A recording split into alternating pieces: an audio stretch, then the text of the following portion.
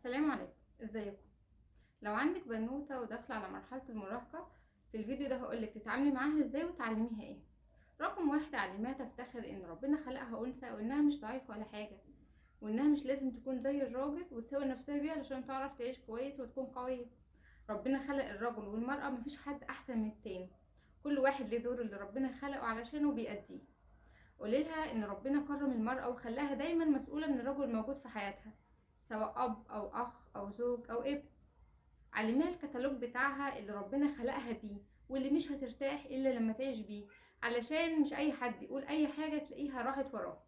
علميها النظافة الشخصية وانها تهتم بنفسها علشان نفسها.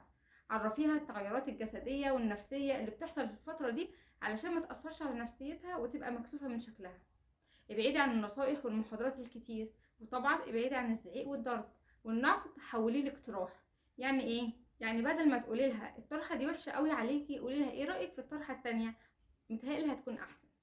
ربي بنتك على الاحترام وتقدير الذات، ما تربيهاش على الدونيه وعدم الاستحقاق، وانها ما تستاهلش اي معامله كويسه، وهي موجوده بس علشان ترضي اللي حواليها. صاحبيها وخليكي انت كتيمه اسرارها، ولما تحكي لك حاجه اوعي تحكيها لحد او تيجي بعد كده تقولي لها فاكره ساعه ما عملتي كذا وكذا، وقتها هتفقد الثقه فيكي تماما ومش هتحكي لك اي حاجه تاني.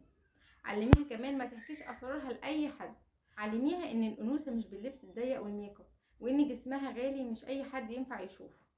علميها مهن البنات زي الطبخ، وانها دايما المكان حواليها يبقى نظيف ومرتب، وده ما يقللش منها ابدا ولا يتعارض مع انها تتعلم وتشتغل وتبقى ناجحة، وتعرف كمان يبقى ليها فلوس خاصة بيها.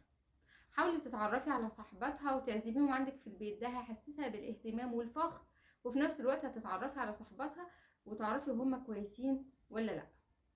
جاوبي على كل اسئلتها وما تقوليلهاش انت لسه صغيرة، لانها في الحقيقه مش صغيره، وهتروح تدور وساعتها انت هتندمي، لان هيكون المصادر بتاعتها صحابها او النت. خدي رايها وسيبيها تاخد بعض القرارات اللي تخص البيت، وسيبيها تتحمل نتيجه الخطا، لان الخطا ده وقتها هيكون بسيط ويتصلح عادي، لكن هي هتكون اتعلمت منه ازاي تفكر وازاي تاخد قرار. من وقت للتاني قعديها معاكي انت وصحباتها وانتوا بتتكلموا وتتناقشوا، طبعا يكون في موضوعات ينفع تسمعها، ده هيخلي تفكيرها يكبر وتعرف تتناقش ويبقى ليها رأي مستقل.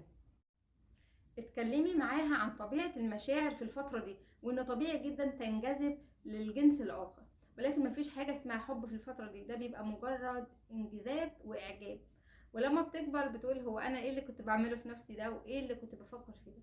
وانتي كأم خدي بالك ان المرحلة دي التغيرات بتبقى كتيرة وكبيرة وصعبة، فضروري جدا في الفترة دي تكوني صبورة جدا علشان ما تخسريش علاقتك ببنتك، وهيبقى البديل صحابها. واخيرا اوصيك بالدعاء. السلام عليكم ورحمة الله وبركاته.